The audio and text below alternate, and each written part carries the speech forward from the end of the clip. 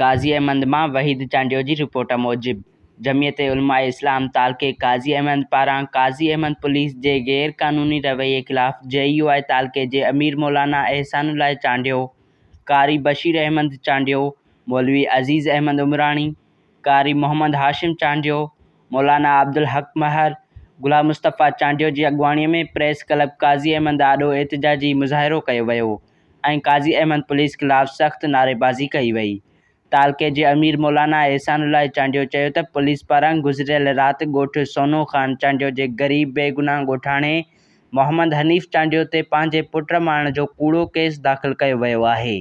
जंहिं ख़िलाफ़ असां वफ़द जी सूरत में थाणे ते वियासीं त SHO काज़ी अहमद जो असां सां रवैयो मुज़म्मत जोॻियो रहियो। अहिड़े अमल ख़िलाफ़ ईंदड़ आचर जे ॾींहुं थाणे अॻियां एहतिजाजी मुज़ाहिरो करे धरणो हंयो वेंदो ऐं जेसीं ताईं SHO खे न हटायो वेंदो तेसीं ताईं एहतिजाज जारी रहंदो।